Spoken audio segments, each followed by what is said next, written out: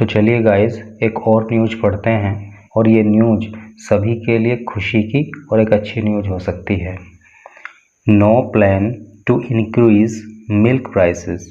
अमूल का कहना है कि नो प्लान, कोई योजना नहीं है, टू इंक्रीज मीन्स होता है बढ़ाना, बढ़ाने की, मिल्क प्राइसेस दूध के दाम। ठीक है, दूध के दाम बढ़ाने की भी कोई योजना नहीं है, ऐसा अमूल का कहना है। तो अब न्यूज को डिटेल में पढ़ेंगे। GCMMF ये एक फेडरेशन है और इसकी फुल फॉर्म आपको आगे न्यूज में पता लग जाएगी।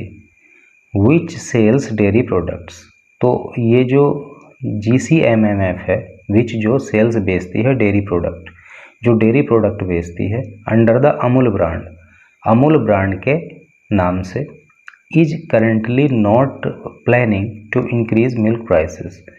इज है नॉट नहीं, प्लानिंग, करेंटली मीन्स हाल ही में, नॉट प्लानिंग योजना नहीं बना रही है, टू इंक्रीज बढ़ाने की, मिल्क प्राइसेस दूध के दाम। तो फिलहाल ये कोई दूध के दाम बढ़ाने की योजना नहीं बना रही है। And aspects 20% growth in its revenue this fiscal.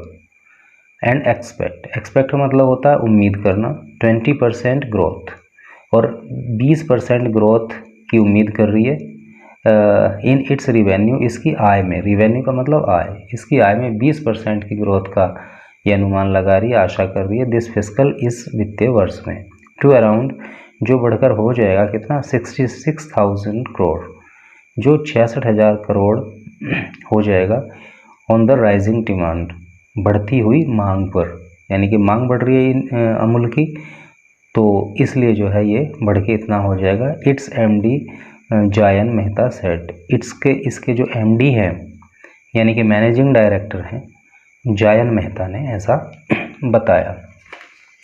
आगे पढ़िए।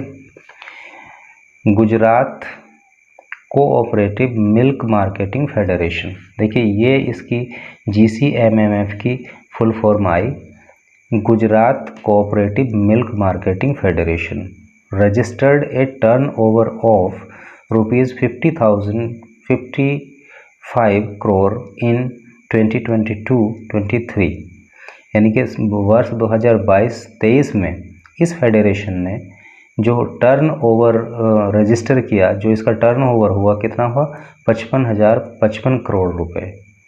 अब जो ऊपर था 18.5%, यानी कि 18.5% जो ऊपर रहा फ्रॉम प्रीवियस ईयर, पहले के साल से, यानी कि 22-23 से पहले का जो साल था, तो उससे 18.5% ये जो टर्नओवर था वो ज़्यादा रहा।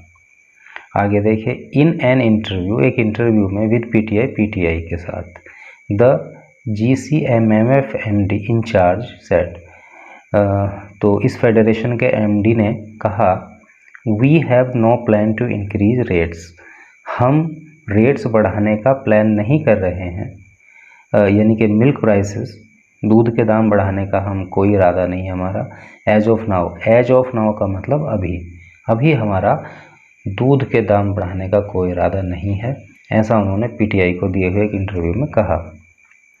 He said GCMMF had clocked a strong growth in revenue last fiscal, यानी कि फिस्कल मीन्स वित्तीय वर्ष, पिछले वित्तीय वर्ष में इस फेडरेशन ने जो है वो एक स्ट्रॉन्ग ग्रोथ इन रिवेन्यू, अपनी आय में एक मजबूत वृद्धि जो है वो दर्ज की थी। क्लॉक का मतलब समय से होता है, क्लॉक का घड़ी होता है, क्लॉक का मतलब जो है देखना भी होता है। ठीक है, तो इसने अच्छी ग्रोथ जो है पिछली बार दर्ज की थी।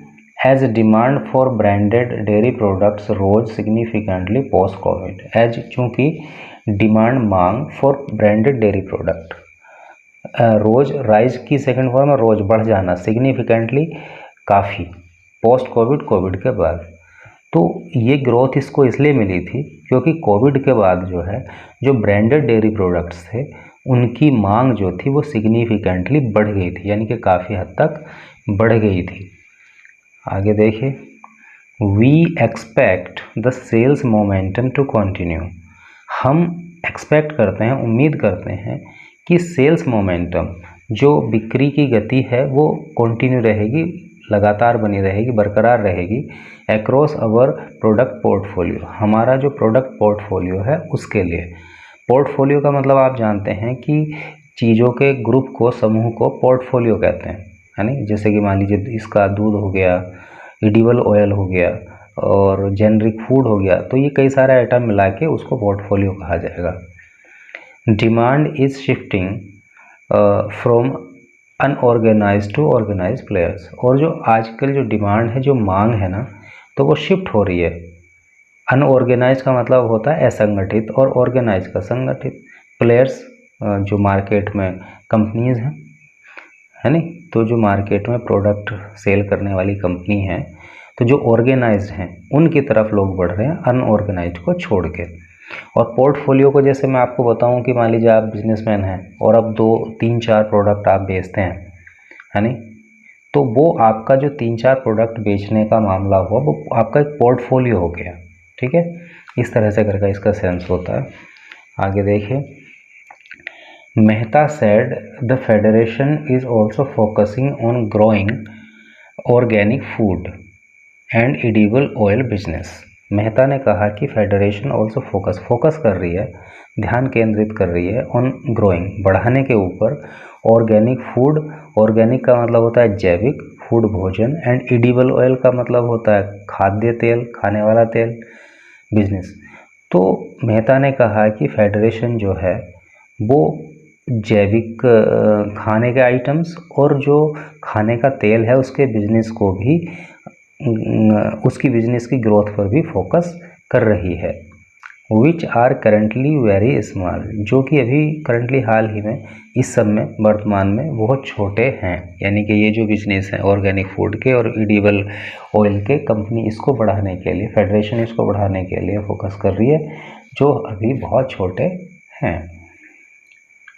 ही पॉइंटेड आउट, उन्होंने ये पॉइंट आउट किया, ये कहा that input costs has risen by 15% in the last 1 year। पिछले 1 साल में जो इनपुट कॉस्ट है, इनपुट कॉस्ट मतलब जो लागत है, वो बढ़ गई है 15% तक। फोर्सिंग, और यही वो चीज़ है जो फोर्स कर रही है, दबाव डाल रही है द कॉपरेशन पर टू हाइक, बढ़ाने के लिए, हाइक मीन्स बढ़ाने के लिए रिटेल प्राइस को बढ़ाने के लिए to some extent last year.